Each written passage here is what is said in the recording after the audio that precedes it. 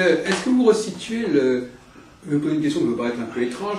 Est-ce que vous, je ne sais pas si vous vous intéressez à Darwin, à l'histoire de l'évolution de l'humanité, Oui. est-ce que pour vous l'astrologie, soit en tant que, je reviens en soit en tant qu'invention, si effectivement ce sont les hommes qui ont inventé, qui ont jugé bon d'inventer et d'appliquer un certain savoir astronomique à leur histoire sur Terre, et notamment à leurs institutions, ou bien le phénomène qui se serait de lui-même produit, parce qu'en fin de compte, je voudrais qu'on revienne dans la dernière demi-heure qui nous est consacrée.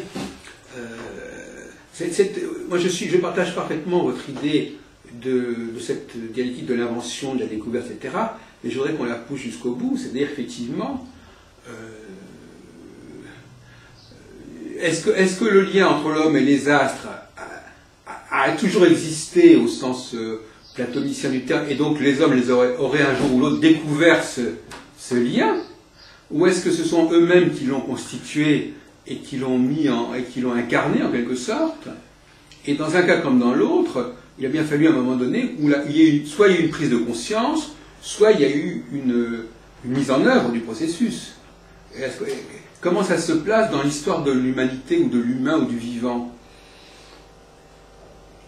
Écoutez, là je crois que là aussi, il faut être honnête, c'est-à-dire de dire que nous n'en savons strictement rien. C'est-à-dire que les premières astrologies à laquelle nous sommes confrontés sont des astrologies d'une certaine manière déjà un peu abouties. Voilà. On peut penser qu'il y a eu une préhistoire avant. Quelle a été cette préhistoire? Nous n'avons pas de documents qui nous permettent de la légitimer réellement. Donc on peut toujours effectivement avancer des hypothèses, à condition de ne pas oublier que ce sont des hypothèses. Alors effectivement, on peut penser que c'est soit les humains ont complètement projeté, si on peut dire, sur les astres, soit au contraire que les astres ont imposé leur présence aux humains. Honnêtement, je suis incapable de trancher entre les deux. Et je me dis que, est-ce qu'à la limite, ça a tellement d'importance? Est-ce que ça a tellement d'importance? C'est-à-dire, à partir du moment où le système où la représentation astrologique existe, est-ce qu'il ne faut pas la prendre en tant que telle, oui, et dans ces différentes manifestations? Parce que ce qui m'étonne, c'est que si je m'étudie sous les espèces de l'astrologie hindoue, si je m'étudie sous les espèces de l'astrologie mexicaine ou aztèque, si je m'étudie sous les espèces de l'astrologie occidentale, ça se transcrit dans des figures extrêmement différentes, dans des systèmes extrêmement différents, et pourtant ce que j'en retire, alors vous me direz que c'est peut-être moi qui en fait l'unité, et j'en retire à peu près la même chose. Alors il y a une question que j'aimerais bien aborder avec vous, et vous allez me dire que ça n'a rien à voir, mais en fin de compte pour moi c'est très lié, c'est la question du masculin et du féminin. Bon, pour des raisons qui ne sont pas du tout celles que vous avez abordées hier nécessairement, mais qui sont liées à la psyché masculine, la psyché féminine, à la façon de percevoir le monde. Est-ce que pour vous, Michel Cazenave, il y a une différence entre, je pose une question de manière brutale et aberrante, est-ce qu'il y a une différence entre les hommes et les femmes dans leur perception des choses, dans leur perception du monde, dans leur mode de fonctionnement, qu'on pourrait dire à un moment donné, l'astrologie serait plutôt proche du masculin ou plutôt proche du féminin. D'ailleurs, ça renvoie un peu à Jung avec l'animus et l'anima. Et je veux dire, est-ce que, si une fois qu'on a défini une catégorie qui est masculin-féminin, comment situer comment situer l'astrologie par rapport à cette double catégorie? Je vais faire une réponse en plusieurs temps. Le premier, c'est de dire qu'il y a la différence sexuelle, quoi que nous prétendent certaines théories aujourd'hui, je pense que la différence sexuelle, elle existe. Les hommes et les femmes, c'est pas exactement pareil. Donc il y a une vraie division. Maintenant, l'astrologie, est-ce qu'elle est plutôt du côté du masculin ou du côté du féminin? Je pense qu'elle est des deux côtés à la fois. Parce qu'au départ, elle est plutôt du côté du féminin. Lorsque je dis le zodiaque, c'était la Sainte d'Ishtar, où elle très bien qu'on était du côté féminin, que chez les gréco-latins, ça a plutôt été du côté du masculin, que lorsque ça a été repris par les chrétiens, au centre, c'est Dieu le Père, de cette manière, donc on est clairement du côté du masculin, et qu'à la limite, est-ce que ça a tellement une importance? C'est-à-dire, est-ce que ce qui est intéressant dans l'astrologie, ce n'est pas que ça fasse appel a des vertus féminines et a des vertus masculines, et a des figures féminines et a des figures, on trouve les deux, c'est vrai. des figures masculines. C'est-à-dire justement, il y a cette division sexuelle, mais en même temps l'humanité, c'est l'ensemble des hommes et des femmes, en même temps. Et que l'astrologie, dans la mesure où elle s'adresse à l'ensemble, et même lorsqu'elle s'adresse à un individu, elle s'adresse à un individu avec sa composante masculine, avec sa composante féminine, et que donc elle n'est pas unilatérale d'un côté ou unilatérale de l'autre. Elle essaie de voir les choses dans leur globalité. Alors, petite anecdote sociologique, je sais pas, vous n'êtes certainement pas le connaissez, c'est l'énorme présence féminine dans les réunions touchant à l'astrologie, notamment. L'autre jour, justement, vous parlez du congrès qui ont lieu à rue Saint-Martin, où on parlait des congrès, etc., des congrès d'astrologie. L'autre jour, il y avait un conférencier qui n'était pas astrologue, et qui s'est présenté, et puis qui a dit, mais c'était hallucinant, ce public, il y a 95% de femmes dans la salle, il y avait 300 personnes. Dès qu'on parle des sciences humaines en général, c'est-à-dire d'astrologie, d'une certaine anthropologie, de psychologie, on sait très bien que les publics sont 80% féminins. Oui. Et même de femmes d'un certain âge. C'est un autre problème encore, mais je veux dire que c'est. Mais je veux dire que ça. La question que ça pose, Monsieur Cazenave, c'est, pour revenir à la question de la prévision, c'est la question de savoir si nous sommes tous aussi bien lotis dans notre faculté à prévoir. Ce qui pose d'ailleurs le problème de savoir si nous sommes tous, ça ne pose pas vraiment la question de savoir si nous sommes tous des médiums, mais en tout cas, est-ce qu'un être humain normalement constitué n'est pas capable, plus ou moins, d'anticiper ou de prévoir ou de gérer les conséquences de ses actes, etc. Et est-ce que, justement, ce ne serait pas cette inconséquence, cette manque d'anticipation qui irait que certaines personnes aillent voir l'astrologue? C'est-à-dire que est-ce qu'on irait voir l'astrologue à cause d'un manque, quelque part? À cause d'un manque, à cause d'une défection, ou d'une déficience, ou d'une imprudence, ou de quelque chose qu'on n'aurait pas pris en compte et qui, à un moment donné, on n'aurait plus d'autre recours que d'attendre un deus ex machina, je ne sais pas, ou quelque chose. Oui, bien sûr, mais en même temps, je dirais, c'est tout le problème de l'astrologie moderne et de l'usage qu'on a de l'astrologie, à savoir qu'on va souvent voir l'astrologue pour savoir ce qui va nous arriver. On est dans la prévision, et dans la prévision littérale. Bon, ce qui, là, me semble un vrai et gros problème. C'est-à-dire qu'on voit bien en même temps que nous sommes dans une société qui a privilégié un certain mode d'intelligence, c'est-à-dire l'intelligence logique, ce que les Grecs appelaient le logos.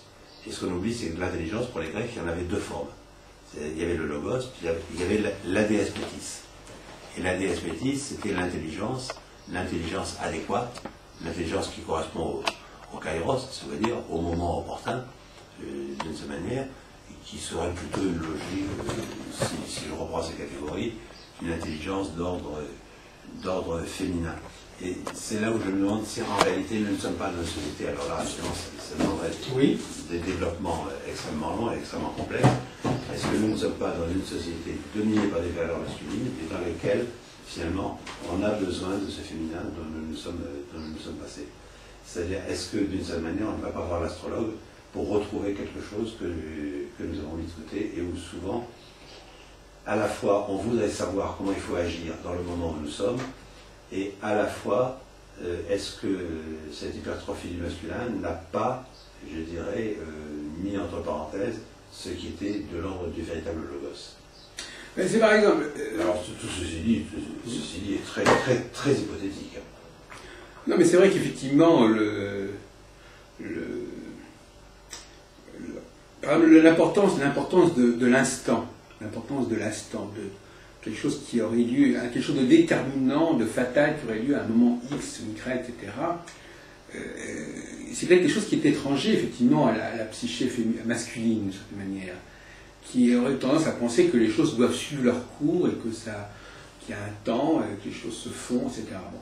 Et quelque part, il y a la psychologie opposée qui est celle du grain de sable, qui vient empêcher la mécanique de se produire. Donc effectivement, toute personne qui a mis en place des beaux plans où tout est bien huilé, a la hantise de se demander s'il n'y a pas quelque chose qui va détraquer le système au dernier moment. qui va le faire basculer, et qui va le faire dévier.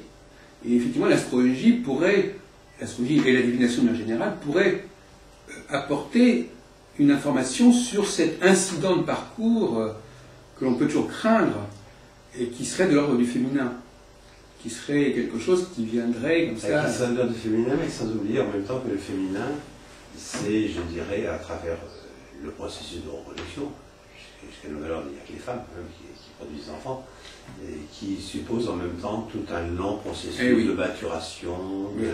Alors évidemment, en même temps, ce n'est pas le temps abstrait, ce n'est pas le temps fléché, ce n'est pas le temps sagittal auquel nous sommes habitués. Mais en même temps, il y a quand même tout ce processus de lente fabrication, etc. C'est-à-dire qu'on ne peut pas non plus affecter un temps long ou un temps court du côté masculin, du côté féminin. Il y a des modes différents, je dirais plutôt d'appréhension. Oui, enfin, c'est un sujet un peu glissant, c'est un peu compliqué, parce qu'effectivement, vous avez parlé hier soir largement de cette question de la gestation. Et je sais que sur ce sujet, vous avez des positions qui consistent à privilégier tout de même la part du féminin dans le monde. Enfin, d'une certaine manière, je ne vais pas caricaturer. C'est parce que je suis un homme. Oui. Parce que je suis un homme et que je valorise mon côté féminin. Voilà, c'est ça. Et j'en suis tout à fait conscient, par ailleurs. Mais c'est vrai que les femmes, et c'est vrai que ça complique les choses, parce que les hommes vont parler le langage des femmes, les femmes vont parler le langage des hommes, et on ne sait plus très bien qui est quoi, parce qu'en fin de compte, quand on voit une personne, on ne sait plus très bien. Par exemple, l'autre jour, je lisais un article sur la Lune, vous avez dit justement qu'elle était plutôt masculine, etc. Mais l'article disait, elle est masculine parce que c'est elle qui provoque les menstrues de la femme. Comme si effectivement, c'était pas la femme, c'était pas. On le pensait les auteurs anciens. C'est-à-dire que c'était pas la femme. Elle était en sympathie avec la femme, justement. Oui. C'est comme la fameuse licorne, etc. C'est-à-dire que on ne sait plus à quel moment. C'est vrai que c'est la femme qui est porteuse de l'enfant, mais en même temps, le moment où ça se produit, où ça se déclenche, c'est quand même un moment très important pour elle. Donc après, elle s'est obligée en effet de suivre, mais malgré tout, c'est ce moment déclencheur qui peut faire basculer sa vie. Elle a le sentiment, je crois, que les choses peuvent changer du tout au tout en quelques secondes. Voyez-vous. D'ailleurs, vous parlez du kéros, c'est-à-dire ce poids, cette importance considérable. Quelqu'un qui a la religion de l'instant, c'est quelqu'un qui aurait la conviction que les choses se jouent à des moments particuliers, et qu'il faut d'ailleurs justement par l'astrologie trouver le moment où ces choses vont avoir lieu, parce qu'il y a des femmes astrologues avec qui j'ai parlé récemment d'ailleurs, qui vous expliquent que l'astrologie c'est une science de l'instant quasiment. C'est la prévision de l'instant. Et ça va au point qu'il y a des gens qui prétendent fixer l'instant. Alors, est-ce que c'est l'instant, en faisant ça, comme vous direz, alors est-ce que c'est l'instant, est-ce qu'elles disent que c'est à cet instant que ça va se passer, ou est-ce qu'elles disent que la personne va devoir le faire à cet instant-là? Bon, alors il y a aussi une influence, la self-fulfilling prophecy, mais en tout cas, cette notion de l'instant est quand même, cette dialectique entre l'instant où tout est focalisé et l'idée que cet instant doit être relativisé par rapport à une cyclicité, c'est quand même important. Et d'une certaine manière, moi j'ai tendance à dire que justement, lorsque le cycle se retire, c'est-à-dire lorsque la cyclicité, lorsque la conjonction n'est plus là, on retombe dans un monde de l'instant. C'est-à-dire on retombe dans un monde où il n'y a plus de discipline de temps, où il n'y a plus de perspective, où il n'y a plus de volonté de globaliser ni dans le temps ni dans l'espace. C'est-à-dire que, et à ce moment-là, c'est pour ça que je trouve ça intéressant, pour revenir à mon obsession à ce niveau-là, c'est-à-dire que l'idée que l'astrologie, il y aurait une astrologie en creux, en quelque sorte. Il y aurait une astrologie qui serait là, et puis l'absence d'astrologie qui serait une autre astrologie, qui serait une anti-astrologie du fait même de l'absence de l'astrologie. Et qui serait aussi une astrologie d'avant l'astrologie.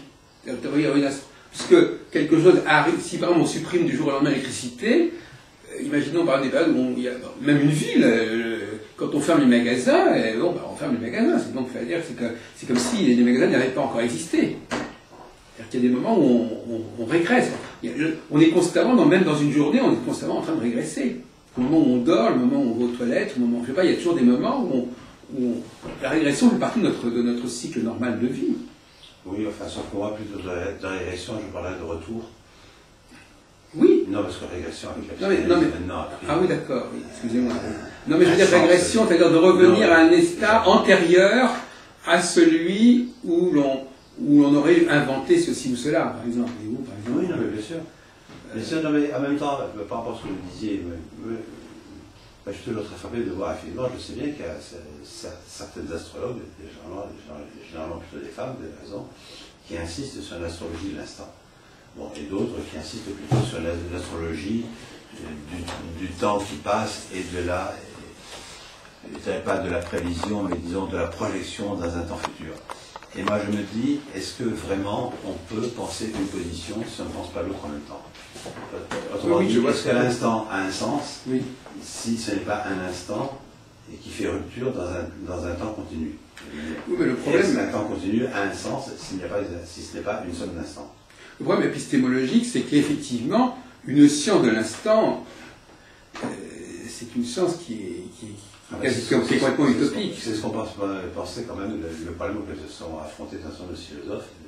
Comment est-ce qu'on définit un universel singulier? Ah oui. Effectivement. Ah oui. Ça, effectivement, non, ça, en gros, c'est ça le problème auquel nous sommes confrontés. C'est ça le grand écart de l'astrologie. Mais en même temps, je parlais de Kairos. Et si vous revenez au texte d'Aristote, vous voyez, le Kairos n'a de sens qu'à l'intérieur du Chronos. Ah oui, et je veux dire, on ne peut pas penser l'un si on ne pense pas l'autre en même temps. Et chacun se bâtit par rapport à l'autre. Mais c'est un décalage à la fois dans le temps et dans l'espace, parce que même en admettant l'idée que je développe, à savoir qu'il y a un temps pour le Chronos et un temps pour le Kairos, pour parler comme dans l'Ecclésiaste, automatiquement, quand on est dans le Kairos, on sait très bien qu'à un autre moment, le Chronos va revenir, et va réimposer sa perception, et inversement. Donc on sait très bien, c'est pas forcément, ce que je veux dire, c'est que la différence qu'il y a, c'est d'un côté, on pourrait dire qu'ils cohabitent, et de l'autre côté, qu'ils alternent. C'est là. Et l'astrologie, à mon avis, elle a plus vocation à nous parler, par ses structures mêmes, de l'alternance que de la cohabitation. Parce que si on renonce à attendre de l'astrologie un discours sur l'alternance, c'est dommage, parce qu'à ce moment-là, c'est pas la peine de parler des planètes. Le psychologue, lui, il peut s'amuser à jouer sur la cohabitation ou la synchronie, mais l'astrologue, il est quand même plus dans la diachronie, d'une certaine manière. Ah ouais, de toute façon, je vois difficilement comment il serait autrement que dans la diachronie. Mais en même temps, c'est là où je reviens aux idées fixes, et je vais finir. Et je me dis, est-ce que l'alternance et la coïncidence des opposés, est-ce que ça appartient au même plan de réalité? C'est-à-dire, dans le monde où nous vivons, tel que nous l'habitons quotidiennement, dans notre existence normale, je dirais, nous sommes dans la loi de l'alternance. Me semble-t-il. Ce que je me demande, c'est justement, est-ce que nous ne sommes pas obligés de penser à un autre plan, qu'il y a une coïncidence de ce qui est de l'ordre de l'alternance et de ce qui est de l'ordre de la continuité? Et s'il n'y a pas continuité que parce qu'il y a alternance indéfinie, est-ce qu'il n'y a pas alternance que parce qu'il y a une base continue de continuité? Et simplement, là aussi, il s'agit de ne pas confondre les plans les uns avec les autres. La continuité, c'est la continuité de l'alternance. Ouais. C'est-à-dire que l'alternance, on sait que quand on est dans les étapes A, on passera forcément dans les étapes B, et inversement. C'est là qu'il y a la continuité de l'alternance. Par contre, il y a un autre problème, c'est le problème de l'incidence. Alors, c'est pour ça que je répète, l'incidence, l'incidence, c'est ce qu'on appelait tout à l'heure le kéros, c'est-à-dire quelque chose qui vient, l'incident de parcours, quelque chose qui viendrait comme cela. Ce que moi j'appelle une déchirure du temps continu. Oui, voilà, c'est ça. D'accord. Bon, alors, donc je dis que il y a des gens qui sont à la, parmi nous en quelque sorte, parce que moi j'aime bien cette idée que tous les êtres humains ne défendent pas la même cause, d'une certaine manière, et qu'il y a ceux qui sont plutôt là pour être les instruments de l'alternance et de la cyclicité, et ceux qui sont plutôt les agents ou les suppôts de l'incidence, qui guetteraient cette incidence, parce que c'est ceux-là qui donnent du goût à leur vie. Enfin, je veux dire, c'est cette capacité de se dire qu'à un moment, un instant T, les choses peuvent changer du tout au tout. Ben oui, mais... Il y a des gens pour qui que ça nourrit. Même ça, ils se suicideraient s'il n'y avait pas ça, quelque part. Non, mais j'entends bien, mais si on essaie, enfin, il me semble, que si on essaie de réfléchir à ce qu'est une consultation divinatoire, Oui. même au sens où j'ai défini Oui, je vous en prie, oui. la divination, c'est bien qu'on se projette dans un temps futur, qui est un temps continu, si on peut dire, et qu'en même temps, on essaie de voir comment il peut y avoir incidence, c'est-à-dire comment on peut infléchir le temps, le cours de ce temps continu. C'est-à-dire qu'on est en réalité, même de manière différente, à deux plans différents l'un de l'autre. Et qu'on veut tenir les deux ensemble. Alors souvent, évidemment, les gens n'en ont pas conscience en tant que tel. Il me semble que le processus de la divination, c'est précisément ça.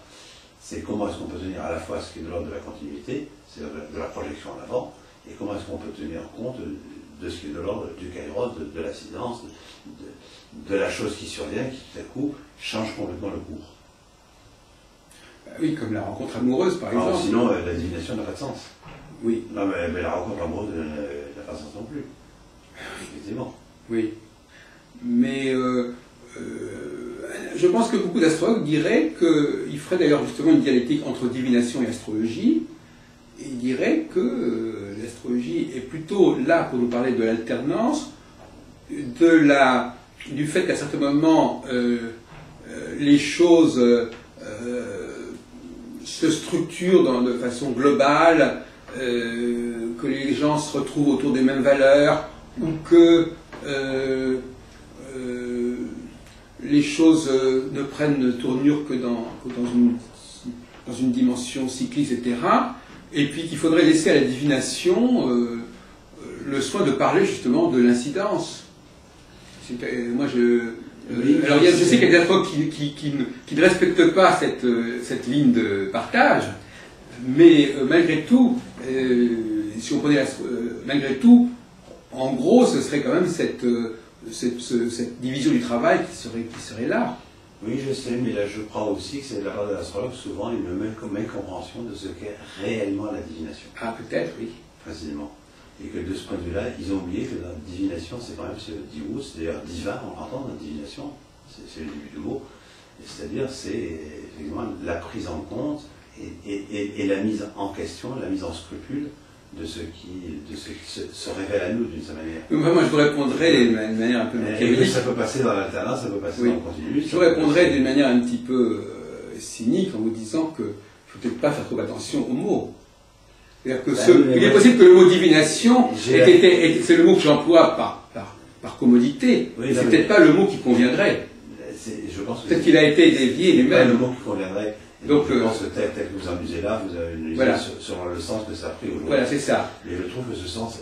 Oui. Je dirais qu'il y a eu quand même une grande complicité. Peut-être que l'astrologie est fondamentalement une divination. Et des prêtres devins, si on peut dire, ou des devins d'une manière générale, même le verbe deviner, on oublie que ça a à voir avec le divin. Et oui, en tant que tel. Et que... il faudrait peut-être rendre, c'est peut-être même le premier travail à mes yeux, de rendre aux mots leur véritable. Et voilà, c'est ça.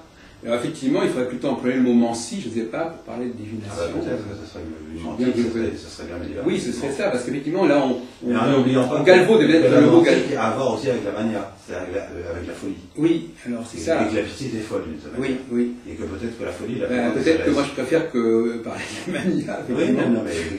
Effectivement. Mais c'est vrai qu'on n'aurait peut-être pas c'est un peu une des conclusions de notre entretien, c'est qu'il ne faudrait peut-être pas trop utiliser le mot divination. Il ne faudrait peut-être pas que les astrologues se démarquent trop du mot divination, parce que c'est un mot qui est fait peut-être partie de leur vocabulaire intrinsèque, et qu'ils le revendiquent et qu'ils se le réapproprient, mais en le débarrassant évidemment de certaines connotations. C'est ça. Et moi, je crois qu'effectivement, à partir de notre entretien, je crois que je vais revendiquer le mot divination pour l'astrologie. Ah, mais moi, la divination, bien quand ça change. Je n'ai absolument pas peur de dire que oui, je crois à la divination. Oui, mais à condition d'apporter tout le en l'ayant bien défini. Oui, voilà, c'est ça. Bien défini, effectivement. Non, mais c'est vrai qu'à ce moment-là, en effet, ça fait sens. Mais pour revenir à un point là, qui est la question justement de la diversité des dieux, comme l'expression d'une seule et même énergie en quelque sorte. Oui. On pourrait dire la même chose pour le zodiaque. On pourrait dire que le zodiaque c'est aussi une subdivision en 12 d'un même principe. Ce sont des, c'est tout un processus de subdivision. C'est le grand problème. Alors, on sait, alors, vous savez que dès qu'on parle de subdivision, on est dans l'arbitraire de l'arbitraire. C'est-à-dire qu'effectivement, on accepte quand même généralement de reconnaître que le système dans son ensemble est une chose, que la façon dont le découper, c'en est une autre, et qu'un même système peut être découpé de 36 façons différentes. Donc les découpages eux-mêmes sont contingents par rapport à la structure dans laquelle ils s'inscrivent. Non mais absolument. Bah, écoutez, si je prends le zodiaque tel que nous le travaillons en astrologie, c'est-à-dire où nous sommes sur la base d'un système duodécimal par 12, bon, le 360 évidemment, c'est sur la base 12. Mais en même temps, on peut prendre par exemple les Aztèques, qui prennent 360 jours et qui le divisent par 20. Ils calculent sur une base vicésimale. C'est là où on s'aperçoit que c'est complètement arbitraire. Et en même temps, ce qui est intéressant, c'est que renvoyant à la globalité, on s'aperçoit ce que je disais tout à l'heure, que finalement, je peux me placer dans l'astrologie occidentale, je peux me placer dans l'astrologie aztèque, j'ai quand même fait traduire le Tonamak, j'ai beaucoup travaillé dessus, je m'aperçois que ça donne à peu près le même résultat. Et c'est ça. Alors, effectivement, il faut avoir conscience, c'est que les systèmes dont nous servons sont des systèmes contingents. On a pu bâtir des systèmes complètement différents, mais qu'en même temps, ils sont, je dirais, branchés sur la même réalité de fond. Oui, non, mais je suis d'accord, mais par exemple, tout à l'heure on parlait de l'ère des ères processionnelles, qui sont en fonction donc, de la division des constellations, qui elles-mêmes sont artificielles, bon, effectivement, et puis on les divise en temps ou on pourrait les diviser autrement, on pourrait diviser l'écliptique autrement qu'en 12, pour toutes sortes de raisons d'ailleurs. Il y a des gens qui préfèrent le diviser en 8 ou en 4, etc., ou en 16. Donc, et à partir de ce moment-là, les passages d'une division à une autre ne sont pas au même endroit. Si je divise un système en 8, il n'y aura pas les mêmes à l'évidence. Oui. Et donc, par conséquent, quand les astrologues s'extasient sur le fait qu'on est en train de changer de signe et que Pluton passe du Sagittaire au Capricorne, ou que Saturne... c'est fonction de la subdivision qui a été proposée. C'est bien pour ça qu'en même temps, je le prends d'une manière complètement symbolique. Et ce dont souvent les astrologues à les yeux, me semble-t-il, à travers les contacts que j'ai eu avec, les discussions que j'ai eues avec eux, n'ont pas conscience, c'est qu'ils touchent quand même en grande partie à de la numérologie. Ah oui. Je veux dire par là que, effectivement, divisé par 4, divisé par 12, divisé par 20, ça n'a pas le même sens. Et le fait de choisir tel système plutôt que tel autre entraîne un certain nombre de conséquences avec lui. C'est-à-dire, et lorsque je parle de numérologie, là aussi, je ne suis pas dans la théorie des aspects est une théorie numérologique. Dans une certaine superstition, mais j'essaie plutôt de voir ce qui, au départ, d'ailleurs, on le sait bien, a été le même phénomène que pour astronomie et astrologie. C'est-à-dire que les mathématiques, au départ, si vous lisez Pythagore, vous vous rendez compte que c'est la fondation des mathématiques, en tant que discipline objective, etc. Et en même temps, c'est quelque chose de complètement qualitatif. Puisque chaque nombre a une vertu, représente un dieu, représente des choses. Là, il se trouve simplement que la disjonction a eu lieu beaucoup plus tôt. Donc, lorsque je parle de numérologie, je parle de l'aspect qualitatif. Et je ne parle absolument pas de la divination au sens bête d'aujourd'hui, de manière. Mais c'est là où aussi où l'astrologie, je pense, souvent, n'a pas pris assez conscience de toutes ses composantes, d'une certaine manière. C'est-à-dire qu'effectivement, il y a une composante astronomique, il ne s'agit pas de nier, il y a une composante numérologique, il y a une composante mythologique, il y a une composante psychologique. Et il y en a d'autres certainement. Bon, je m'arrête là parce que... Donc Kepler a été passionné de numérologie. Il considérait que le zodiaque n'était pas intéressant. Il voulait que tout soit une question d'aspect, par exemple. Non, mais évidemment, et Kepler en même temps, ce qu'on oublie généralement, c'est que Kepler est un très grand astronome. Il fonde quand même l'astronomie moderne. Il est le mathématicus, le mathématicien de l'empereur. Par ailleurs, c'est quand même un astrologue confirmé. Et je dirais, c'est en même temps un théologien et un mystique absolument confirmé. C'est aussi un théoricien d'astrologie. Oui, non, il a voulu réformer l'astrologie. Il était protestant. Oui, il a voulu réformer, et en même temps, dans la mesure où, et on comprend très bien lorsqu'on étudie, j'ai une très grande tendance pour Kepler. Et lorsqu'on étudie son œuvre, on voit très bien que d'une certaine manière, il a voulu la scientifiser. Et que de ce point de vue-là, il l'a amené dans une impasse. D'ailleurs, lui-même, je pense, à partir d'un moment, dans les années 75, il s'est bien rendu compte que c'était une impasse. Ben oui, on ne peut pas, effectivement. Et paradoxalement, il a encore plus compliqué le système, puisque le problème des astrologues, c'est qu'ils ne jettent rien, mais ils en rajoutent tout le temps. Donc, Kepler dit, je jette le zodiaque, mais je rajoute des aspects. On garde le zodiaque, mais on garde les aspects qu'il a ajoutés. Oui, mais en même temps, les aspects, ça allait avec tout ce qu'il avait expliqué, décrit dans le mystérieux. Oui, bien sûr. Oui, bien sûr. Donc, il y avait d'autres raisons. Et généralement, on oublie qu'il y avait ces raisons. Et on oublie pourquoi on a introduit telle chose. Et qu'est-ce qu'elle voulait dire. Et c'est là où souvent, ce que je trouve, c'est. Alors là, je suis très critique, mais en même temps, vous avez bien compris, donc je suis très sympathique à l'astrologie. C'est que quand même, souvent, les astrologues n'ont plus conscience de l'histoire de leur propre discipline. Oui. Et je trouve que là, quand même, c'est une énorme perte. Excusez-moi, vous pourriez nous dire qu'est-ce que cette histoire, quel est l'enseignement de cette histoire Non, mais si on parle de Kepler, par exemple, oui. S'il connaissait un peu Kepler, s'il le connaissait autrement comme le fondateur de l'astrologie, s'il le considérait en tant qu'astrologue et qu'il voyait son œuvre d'astrologue, oui. il se serait rendu compte que précisément cette tentative de scientifisation était vouée à l'échec, oui. Et qu'elle n'avait pas de sens. Et que, par exemple, généralement, je lis toujours, par exemple, des chapitres dans toutes les histoires de l'astrologie sur l'astrologie égyptienne. Oui. Bon, si on s'intéresse un peu à l'Égypte ancienne, ça fait rigoler. On sait très bien que les Égyptiens ne connaissaient pas l'astrologie. Ils ont inventé les décans, mais pour des raisons complètement différentes, qui n'avaient rien à voir, qui étaient effectivement des raisons de compute temporelle, etc. Et que le premier zodiaque que l'on trouve, c'est au temple de Dendera, c'est-à-dire au moment hellénistique, d'une manière extraordinairement tardive. C'est-à-dire, on voit très bien comment les astrologues, je dirais à la fois, se recréent une histoire qui est en grande partie une histoire mythique, mais au mauvais sens du terme, c'est-à-dire une histoire qui ne colle pas avec l'histoire réelle, et que leur véritable histoire, souvent, ils l'ont oubliée. C'est-à-dire que si je parle de la manière dont l'astrologie parlait de Babylone à la Grèce, je trouve j'ai encore rencontré peu d'astrologues qui étaient capables de voir à quoi est-ce que je faisais allusion. Parce que pour eux, l'astrologie, bon, c'est une espèce de grand ensemble de névariéture. Et là, c'est toujours pareil. Je parle d'une majorité d'astrologues. Il y a toujours des astrologues qui, eux, sont parfaitement conscients. Et je suis obligé de constater que c'est quand même une espèce assez rare.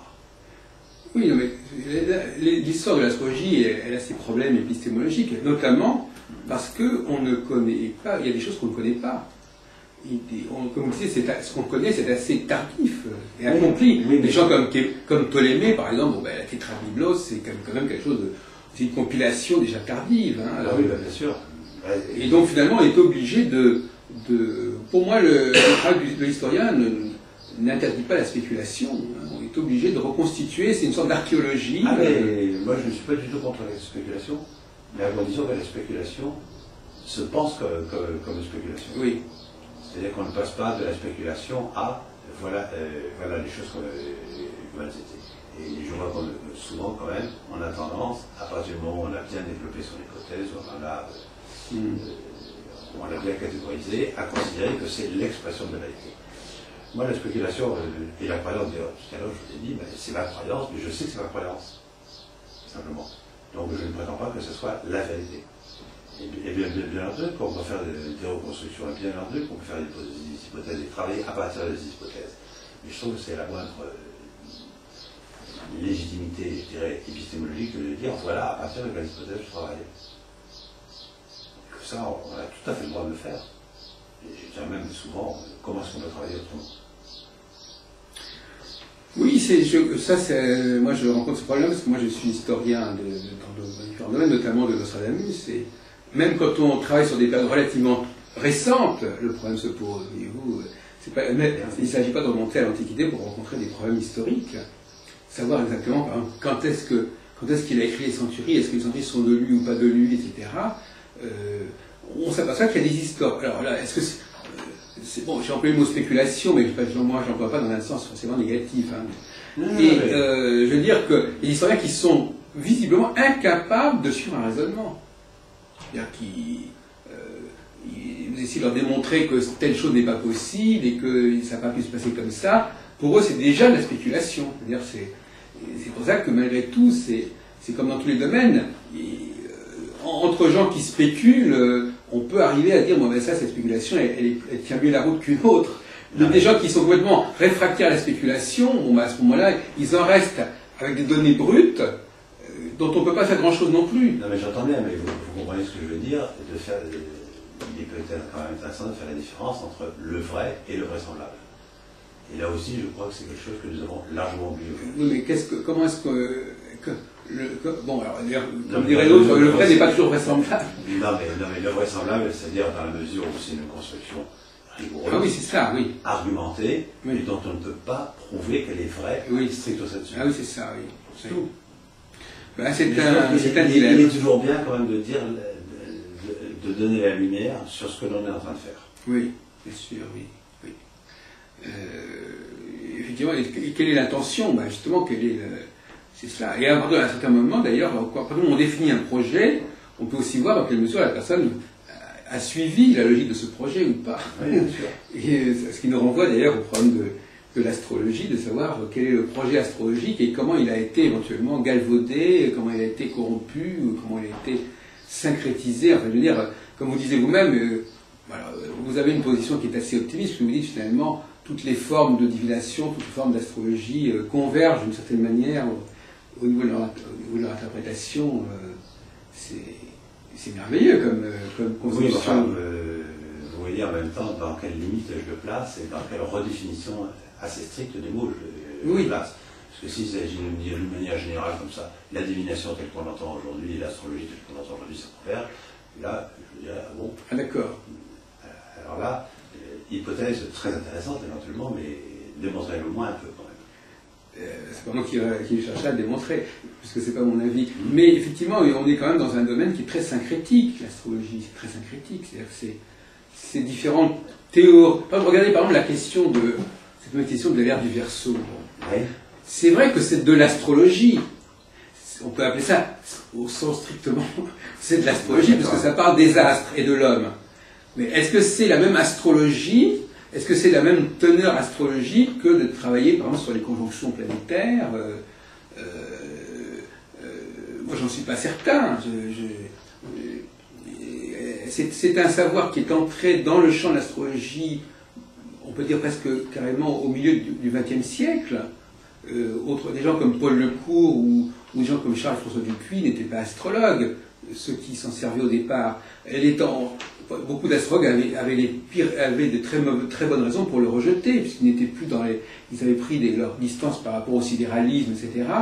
Et donc, je crois qu'il y a un moment donné où on doit mettre fin à des représentations comme ça, où on dit l'astrologie c'est ça, ça, ça et ça, et se demander ce qui est vraiment astrologique. Et puis d'autres moments, effectivement, où si vous voulez, moi c'est ce que j'appelle la notion d'aimantation. C'est-à-dire que il y a des moments où il y a une aimantation telle que les choses les plus diverses se voient converger parce qu'il y a une espèce de ciment qui les fait tenir ensemble. Et puis ce lien, à un certain moment, il se défait, et à ce moment-là, on s'aperçoit qu'on dit mais qu'est-ce que ça vient faire ensemble? Pourquoi on les a mis en même temps? Donc effectivement, il y a des périodes où c'est-à-dire c'est ce que pensait Kepler. Kepler était persuadé qu'il y avait des choses dont l'astrologie devait se délester. Et voilà. Donc effectivement, il y a beaucoup de choses qu'elle a intégrées au fur et à mesure, comme vous disiez vous-même en plaisantant, c'est vrai, toutes ces inventions des astronomes qui ne savent plus. On se demande s'ils jouent avec les astrologues à un moment. Ils disent voilà, bon, on va appeler ça Chiron, puis on verra bien ce que vont faire les astrologues là-dessus. Je veux dire. Et là, on a une sorte de mystique. D'ailleurs, moi, je trouve qu'une des choses les plus frappantes, M. Casda, c'est quand quelqu'un me dit ah oui, mais c'est pas par hasard que Pluton a été découvert à telle époque, par exemple. Oui, je sais où ça. Alors là, c'est merveilleux. Alors maintenant, on est dans une. Alors, je ne sais pas si on peut parler de régression, mais cette idée d'une astrologie qui, au lieu d'être une astrologie de la cyclicité, c'est une astrologie comme ça, de l'émergence d'une nouvelle planète dans le ciel ou d'une nouvelle étoile, qui indiquerait les temps nouveaux. Voilà où on en est aujourd'hui. Donc ça aussi, c'est une autre forme d'astrologie qui est presque une sorte de cométologie. Donc c'est ce qu'on appelle le syncrétisme astrologique, c'est-à-dire que c'est tout ce qui a un lien, tout ce qui traite d'une manière ou d'une autre, quelle que soit la façon dont ça en traite, des rapports entre l'homme et le cosmos, c'est de l'astrologie. J'entends bien, mais vous savez, je crois qu'on a le même problème dans toutes les disciplines qui s'intéressent à l'humain. J'en prends une autre discipline que je connais peut-être assez bien, qui est la psychologie et la psychanalyse. Et justement, j'aimerais bien que vous développiez un peu, parce qu'on voit très bien c'est un peu la grande absence de la discussion. On voit très bien qu'il y a plusieurs écoles. Oui. Bon, je dirais, pour aller vite, par exemple, l'école freudienne qui s'attache à l'histoire personnelle du sujet. L'école jungienne qui essaie de voir au-delà du sujet. Bon, et en même temps, je me dis, dans la psychologie, est-ce qu'on est obligé d'assister à ces querelles d'école auxquelles on a assisté pendant 100 ans, qui à mes yeux n'avaient strictement aucun sens? Si l'un est vrai, l'autre est faux, et si le second est vrai, alors c'est le premier qui est faux. J'ai dit non, moi, après tout, il faut voir qu'on ne parle pas des mêmes choses. Lorsqu'on parle de l'histoire personnelle du sujet, lorsqu'on parle du fondement humain d'un sujet, on n'est pas au même plan. Et donc moi, pour moi, je n'ai aucun problème à admettre que Freud dit des choses vraies et que Jung dit des choses vraies. Simplement, ils ne parlent pas au même plan, ils ne parlent pas sous le même point de vue. Et je me demande si en astrologie, ce n'est pas souvent le même, ce n'est pas souvent le même problème. C'est-à-dire qu'il peut y avoir plusieurs aspects de l'astrologie qui se placent dans des perspectives extrêmement différentes, qui relèvent d'une épistémologie elle-même différente. Oui. Mais là aussi, à nouveau, il faut simplement en avoir conscience.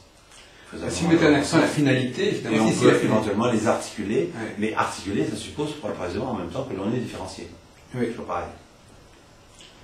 Oui, non, mais c'est vrai que moi, puisque vous parlez, vous avez commencé la discussion, on va terminer sur cette question de l'astrologie et la science. Moi, je suis plutôt effectivement des gens qui pensent qu'une certaine manière, l'astrologie pourrait accéder à un certain statut scientifique en définissant ce qu'elle doit éviter de faire, évidemment. Et alors moi, la dernière trouvaille que j'ai proposée récemment, c'est justement de jouer sur la dialectique du masculin et du féminin. C'est-à-dire de jouer sur une dualité fondamentale. Alors, donc, effectivement, comme vous dites, on peut dire que c'est une spéculation, que ce sont des postulats. On va dire, voilà, on va supposer que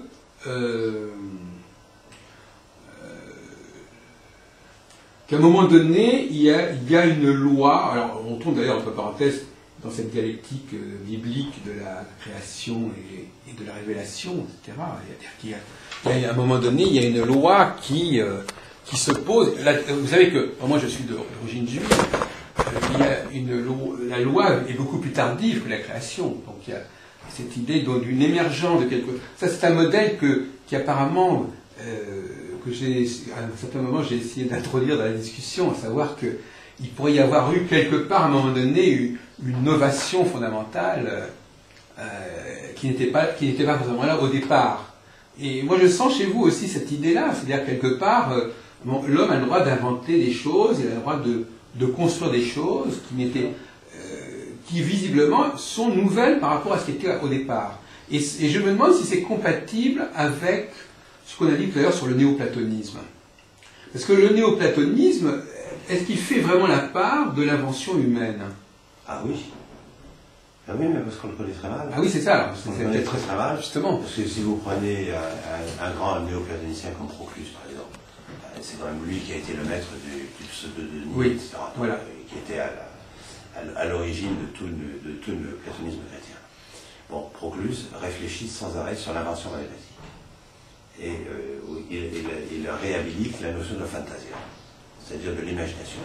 C'est-à-dire le moment où l'homme apporte quelque chose de nouveau. Ah. Et dans lequel l'homme nouveau, il dit, mais l'âme du monde, d'une certaine manière, c'est aussi de la création de nouveau, parce que sans arrêt, nous gagnons des choses sur l'intelligible. Une interaction. Oui, absolument. Oui. Absolument. Non, c'est pour ça. Donc l'homme enrichit aussi ce monde dans lequel il baigne, il peut l'enrichir, il peut le retravailler, etc. Et c'est-à-dire ça introduit une dimension du temps. C'est-à-dire qu'à un moment, à un instant T, ça n'était pas encore là, et lui, il balise le temps. Attendez, mais une imagination, une fantasia, pour qu'elle se déploie, il lui faut du temps. Et oui, c'est ça. Il faut un minimum de temps, Oui. à moins d'une illumination subite. Enfin, pour les illuminations subites, ça n'existe quand même pas tellement. Et généralement, on sait très bien que c'est un long effort de maturation, c'est un long effort d'imagination.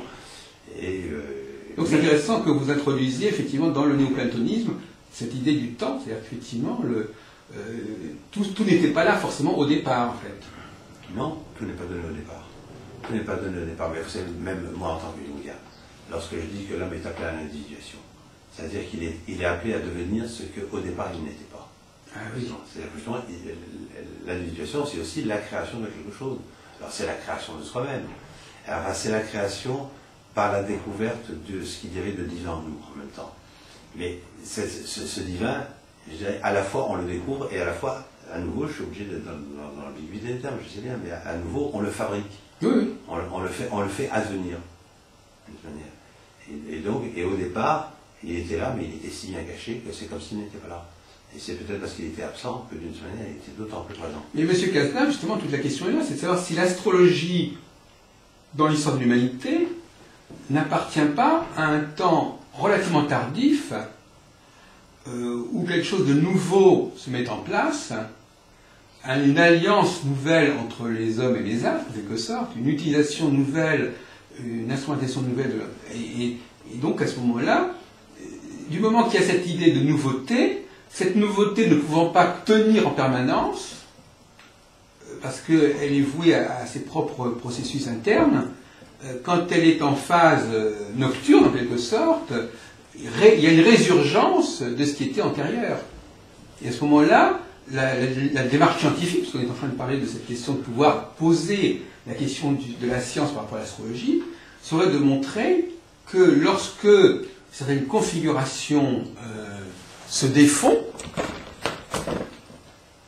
eh bien, un certain type de phénomènes d'ordre sociologique ou relationnel se font ou se défont, et que ça puisse être observé de manière relativement marquante. En fait, contrairement à Gauquelin, qui lui a pensé la statistique par rapport à la psychologie, en quelque sorte, et qui ne s'intéressait pas du tout à la prévision, beaucoup de chercheurs aujourd'hui pensent au contraire que c'est dans le domaine de la prévision que l'astrologie peut acquérir une certaine scientificité, à condition de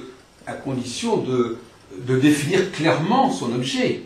C'est-à-dire de dire, par exemple, qu'est-ce que c'est qu'une société qui se défait? Alors, je disais tout à l'heure, une société qui se défait, par exemple, pour prendre le cas de la situation actuelle, je pense, par exemple, je ne sais pas, on va terminer sur une note d'actualité, pourquoi pas, la situation actuelle, par exemple, en Belgique, par exemple, bon, c'est pas, bon, quelque chose qui se défait, c'est-à-dire, ou la zone euro, là, bon, quelque chose qui se défait, c'est quelque chose qui était de l'ordre de l'union, donc quelque chose qu'on essayait de faire tenir ensemble, malgré les différences qui existaient visiblement, bon, et puis à un moment donné, ça ne tient plus.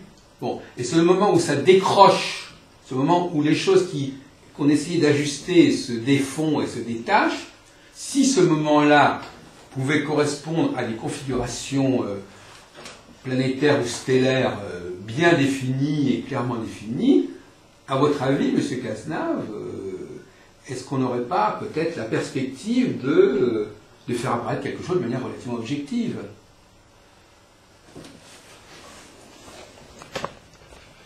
Je donne un exemple, je donne un protocole d'expérience, et je pourrais même aller encore plus loin avant de vous redonner la parole, puisque vous adressez beaucoup au couple. Le couple, c'est justement une union qui peut à certains moments se défaire. Et la femme, la femme à certains moments, visiblement, on en parlait tout à l'heure, joue le rôle de l'homme, en tout cas, s'inscrit dans la société masculine, de cette manière, où rentre dans des systèmes complexes de société, de temps, etc., qui lui sont parfois un peu étrangers, mais dans lesquels elle accepte de fonctionner. Et à d'autres moments, moi je dirais, à certains moments, elle refuse de rentrer là-dedans. C'est-à-dire que la capacité de motivation... Je prends un autre exemple un peu sensible, qui est la question de l'émigration. À certains moments, la société française semble être relativement unifiée. À d'autres moments, certains éléments de la société française ne veulent plus jouer le jeu. Ils disent, moi ça m'amuse pas de jouer à l'unité, c'est pas sérieux, c'est hypocrite, c'est superficiel, etc. Bon. Ce qui m'intéresse, moi, c'est de montrer est-ce qu'astrologiquement on peut déterminer les moments où une société ou un couple ou une entreprise se solidifie, c'est-à-dire se solidarise, et quel moment, au contraire, on ne veut plus jouer cette chose-là, cette dimension-là. Alors, moi, je sais que vous avez, je peux être indiscret, mais je veux dire, effectivement, ce qui serait intéressant, donc c'est pour ça que l'astrologie mondiale et l'astrologie individuelle ne sont pas deux choses totalement différentes. Parce qu'en réalité, moi je peux aussi bien étudier le rôle des femmes dans une entreprise ou même en politique, etc., dans un processus, que dans une famille ou dans un couple. Est-ce que vous avez beaucoup parlé de l'unité, enfin moi je fais allusion à vos derniers travaux, la fusion, l'unité, etc. Est-ce que cette fusion, elle n'est pas vouée également à la cyclicité? Oui, mais alors là, j'ai peur que souvent, même lorsque je m'exprime, lorsque je le dis assez clairement, on n'entend qu'une partie de mon discours. Et je veux dire par là que lorsque je parle de fusion, il me semble bien avoir dit, c'est parce que nous sommes deux que nous faisons un, et comme nous sommes un, nous faisons deux. C'est-à-dire que la fusion, je l'entends en même temps dans la différenciation, et on ne peut fusionner que des choses différenciées. Mais est-ce qu'il y a une cyclicité dans ce processus? Pas de problème à la synchronie, est-ce qu'il y a une diachronie de cette relation des deux acteurs? S'il y a dans un couple, par exemple, il y a forcément une diachronie. Oui. Ou alors c'est un couple parfaitement éphémère de nuit, etc. Enfin, voilà, et donc les phases... C'est pas ça que ça je parle. Mais si c'est dit par exemple à l'astrologie, que lorsque l'astrologie dit, par exemple à un couple, vous allez traverser une zone de turbulence. Se posera à vous le problème, vous restez ensemble, vous ne restez pas ensemble. Ce n'est pas la même chose que de dire, attention, il y a un danger et vous allez vous séparer. Or, souvent, beaucoup d'astrologues passent du stade 1 au stade 2. Alors, je pense que si on reste au stade 1, là, il peut y avoir effectivement une objectivation tout à fait possible. Moi, ce qui me laisse extrêmement rêveur, c'est lorsqu'on passe au stade 2. C'est-à-dire lorsqu'on dit, voilà, il va vous arriver ceci ou cela. C'est-à-dire qu'honnêtement, c'est en même temps ne pas faire. Alors, je sais bien que tous les hommes sont conditionnés par la société, par le formatage, leurs parents, la famille, bon, des tas de facteurs qui peuvent jouer. Mais c'est faire comme si l'homme, de toute manière, n'avait plus une libre décision. C'est-à-dire qu'à un moment, je suis dans un moment difficile avec la femme avec laquelle je vis, je décide de rester ou je décide de partir. Et ça relève de moi, je pense. Oui. In fine.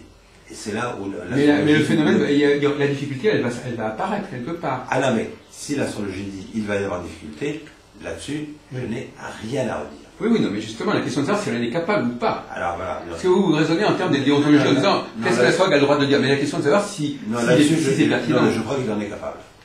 Il en est capable à condition de ne pas excéder la limite de ses capacités. C'est-à-dire de dire, voilà les conditions qui vont se présenter, mais quelle est votre décision? Je dirais, alors là, ou alors on croit au destin complètement inscrit, auquel nous ne faisons qu'obéir. Bon, ça, je reconnais que ce n'est absolument pas ma philosophie. Mais alors, comment se fait-il, monsieur Castin, oui. on a toujours le même problème, comment se fait-il que, c'est vrai que c'est un peu, la discussion est un peu ondoyante, comment se fait-il que vous niez la possibilité que l'astrologie puisse se constituer comme science, finalement? Si elle est capable de faire certaines choses ou pas, pourquoi ne pourrait-on pas le faire apparaître? Est-ce que c'est parce qu'on ne saurait pas pourquoi? Est-ce que c'est le défaut qui serait intéressant de savoir où est le défaut de la cuirasse? Bon, on va essayer de résumer. Donc, elle en serait capable, mais elle ne serait pas science parce qu'on ne saurait pas pourquoi ça marche comme... Est-ce que j'essaie de deviner ce qu'elle veut dire? J'essaie de deviner vos appropriés. Quel est son problème à l'astrologie, finalement? Non, elle n'est pas science dans la mesure où... Non, mais parce que là, moi, je prends la prétention des astrologues, enfin, de la moyenne des astrologues. Oui, oui. Enfin, de ceux oui. qui m'est donné de rencontrer. C'est-à-dire, il y a la volonté ou l'illusion qu'ils peuvent faire des prédictions aussi précises que peut le faire la science. Autrement dit, la science vous dit, si je réunis la condition A et la condition B, je vais avoir le résultat C. Bon, on le sait, fût-ce avec un calcul des probabilités, c'est-à-dire j'ai probabilisé d'avoir ça. Alors, l'astrologue prétend faire la même chose. Et c'est là où je dis, l'astrologue ne peut pas faire la même chose, dans la mesure où la science n'a pas affaire aux humains, et l'astrologue a affaire aux humains. C'est-à-dire que ça nie la possibilité de toute liberté, quelle qu'elle soit. Si l'astrologue est capable de dire, vous êtes dans des conditions dans lesquelles vous allez être affronté à tel problème, et alors là, ça va être à vous à prendre des décisions, là, de ce point de vue-là, oui, elle peut être. Écoutez, prenons par exemple le cas des élections américaines. Oui.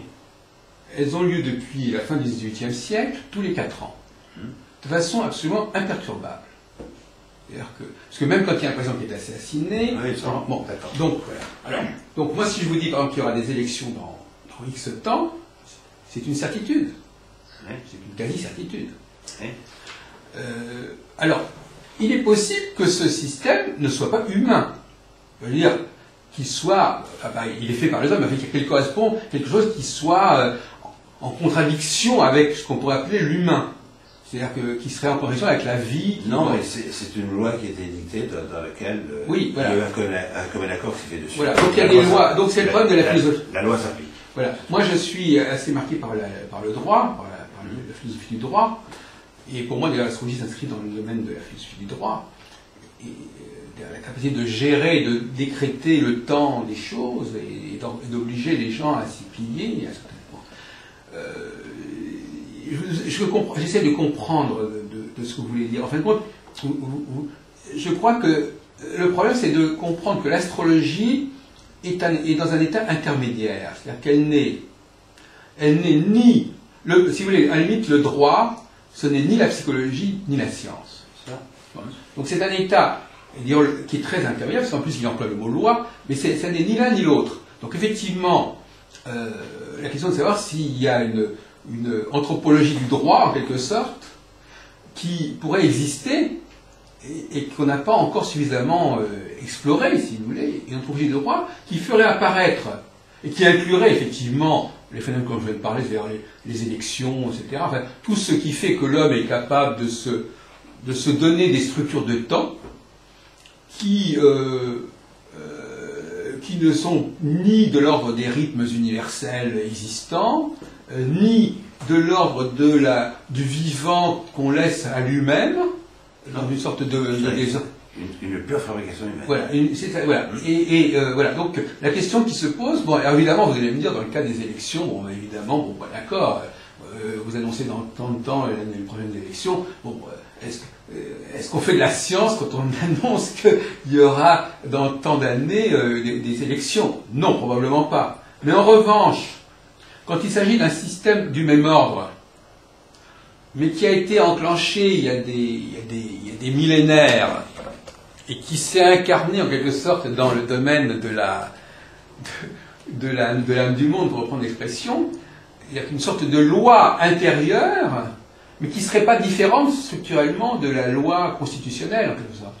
Une sorte de constitutionnalité de l'espace-temps social et politique que nous porterions en nous et qui serait connectée avec certaines configurations astrales. Et ça ne serait pas si absurde que ça, puisque les configurations astrales ont été utilisées pendant des millénaires comme des marqueurs de temps, de toute façon. Marqueurs de temps, soleil, lune, etc. Donc il y a des configurations astrales. Donc on pourrait imaginer une loi qui se serait constituée autour d'un certain nombre de marqueurs de temps articulés sur le cosmos, de façon tout à fait arbitraire, mais qui aurait été intégrée par la psyché collective, je ne sais pas comment on peut appeler ça. Je veux dire très franchement que le grand problème pour moi qui se pose pour aujourd'hui, ça n'est ni le problème de l'astronomie, le problème c'est de savoir si on peut admettre que l'homme, et vous l'avez dit quelque part, est-ce que l'homme est capable de structurer sa propre psyché, est-ce qu'il est capable d'intervenir dans l'âme du monde, et à partir de ce moment-là, s'il est capable d'intervenir dans l'âme du monde, elle fait partie de son bagage, mais en même temps, elle est complètement, comme dirait Vercors, une sorte d'animal dénaturé. C'est-à-dire qu'en fait, l'être humain serait un animal dénaturé. En fin de compte, et l'astrologie ne renverrait pas du tout à la nature, mais au contraire, au droit et à la culture. C'est-à-dire qu'en fin de compte, et c'est pour ça que toute personne qui a une approche animiste ou naturaliste du monde, pour elle, l'astrologie fait problème. C'est-à-dire, soit elle va à l'intégrer, soit elle l'intègre dans son approche en disant, ben voilà, bon, ça fait partie de cette nature. Mais moi, l'idée que je développe, c'est justement que c'est un temps intermédiaire, tardif, qui se relie à une idée du droit, une mise en place du droit, une mise en œuvre du droit qui est fondée sur certains facteurs cosmiques, et effectivement, qui se prêterait malgré tout à une certaine validation scientifique. Mais sous toutes les réserves que je viens de poser, c'est-à-dire qu'effectivement, sous les réserves que c'est quelque chose qui s'est posé en opposition, en quelque sorte, avec un état de nature. C'est-à-dire que mais vous voyez, moi je suis en même temps très gêné par votre vocabulaire, dont je sais que c'est le vocabulaire admis. C'est-à-dire que pour vous, enfin, de manière générale, la nature c'est quelque chose qui est donné, qui est fixe. Or ce qu'on oublie, c'est que la nature, c'est là où je dis il faut tellement rendre au mot. Oui, je comprends. Nature, ça participe futur. Oui. En latin, natura. C'est ce qui est appelé à naître. Donc c'est ce qui est pris dans un processus. Oui. Ce qui est pris dans un déroulement temporel. Et je crois que de ce point de vue-là, effectivement, au contraire, l'astrologie relève de la nature, mais de la nature comprise ainsi. C'est-à-dire de l'âme du monde qui est en passe de refléter le divin, et avec les âmes singulières des hommes qui sont, je dirais d'une manière holographique presque, le reflet et la totalité de l'âme du monde. Chaque âme singulière est l'âme du monde en tant que telle. Et que de ce point de vue-là, justement, alors là, du coup, qu'il y ait une astrologie et personnelle et une astrologie collective, moi, me semble aller de soi. Aller de soi parce que, précisément, l'âme singulière et l'âme du monde sont les mêmes, sont de la même structure et rendent compte de la même nature et de la manière dont la nature est tournée vers l'intelligible. C'est-à-dire la manière dont tout le temps l'intelligence est en train de fabriquer, elle est en train de fabriquer parce qu'elle redécouvre son propre principe.